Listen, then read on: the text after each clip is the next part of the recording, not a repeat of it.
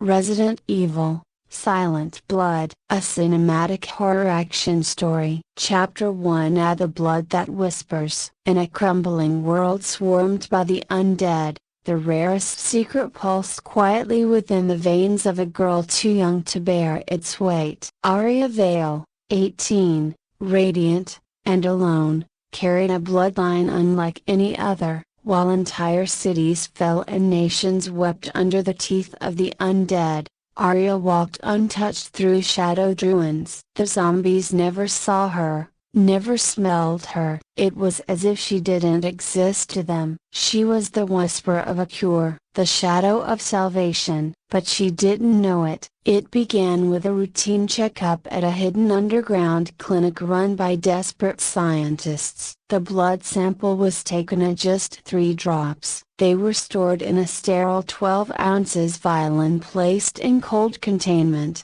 Then chaos followed, because when the scientists tested her blood on the virus, it didn't just cure it. It annihilated it. It melted through the plague like fire on snow, crafting antidotes, venomous counteragents, and zombie-killing poison bullets. It was a miracle and a weapon in one. Word spread fast, loud, and deadly, and one man heard it louder than anyone else. Chapter 2. The Man in the Black Storm. In the dark spaces between corporate remains and failed experiments, Albert Wesker rose like a god rewritten in human form. Cold, calculating, ageless, he sought power not out of greed, but as a destiny ordained by evolution. When he first saw Hera Arya, fair-skinned with ocean blue eyes and soft brown hair that curled at her shoulders, something ancient ignited within him. It wasn't love. It wasn't obsession. It was needed. A chemical reaction between his ambition and her blood. He tracked her,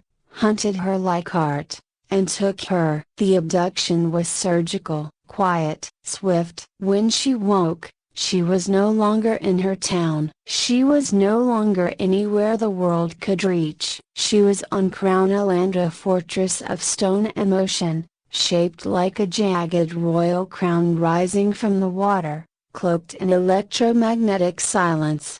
Chapter 3. The Cage of Glass and Code. Wesker's prison was not chains and cold. It was warmth, illusion, and silence. A modern, single-story brick mansion, every room sealed, every exit false. Inside, she was treated like a queen in a castle made of mirrors. Her bedroom was cozy, eerily perfect, a soft ivory bed beside a table, a bookshelf brimming with fantasy novels and history books, a laptop and desktop PC with wired internet access, and a smartphone connected to Wi-Fi only. There was no SIM, no calls, no outside world. Arya used them every day. She read, wrote, and researched. She tried to find holes in the network, ways to escape, but every signal was routed through a virtual black hole.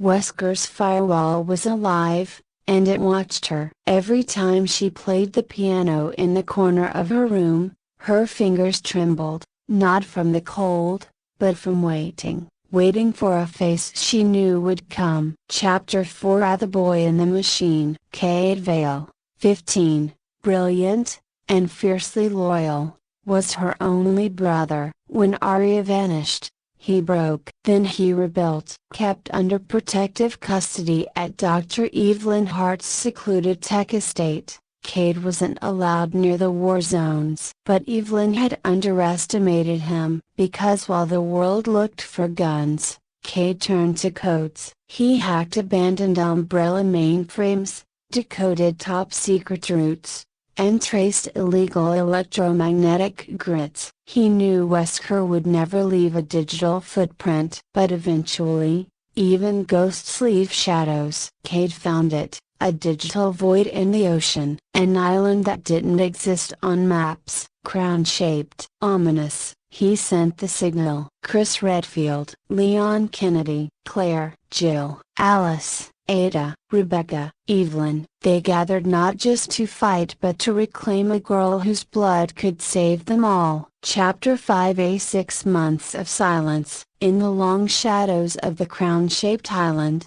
time stood still. Arya spent her days in quiet routine. She read in the mornings, searched for signals in the afternoons, and played piano at dusk. Her room was warm but hollow. The air smelled like lavender and electricity. The house was guarded by invisible walls. Security drones hovered above. Artificial intelligence monitored her every breath. But Wesker rarely spoke. He watched, observed, and every time she moved, every time her blood pumped through her veins, the sensors in the mansion tracked it. Wesker was studying her, understanding her, preparing. He wanted more than her blood. He wanted immortality through her. But Arya was more than a test subject. She was a storm yet to rise. Chapter 6. A gathering of ghosts. Chris Redfield leaned over the 3D projection of the island. His jaw clenched. Leon loaded his gear. Claire checked the dropship. Jill packed serum rounds. Ada prepped the cloaking suit. Rebecca and Evelyn synthesized sedatives in case Wesker had infected Arya. They were not just a team, they were legends. They moved in silence, flying low over the ocean, cloaked from radar, armed with tech designed to cripple Umbrella's worst nightmares. This wasn't a rescue, this was a war. Chapter 7. At the infiltration. The dropship entered Crown Island's airspace at midnight. Mist clung to the treetops like ghosts. Wind howled through jagged rocks. No birds, no life, only silence. They landed without a sound, splitting into pairs. They moved across the terrain, and night vision goggles on, hearts racing. Inside the mansion, Arya was on her knees beside the bookshelf, scanning the same passage she had read 100 times, eyes heavy from hope.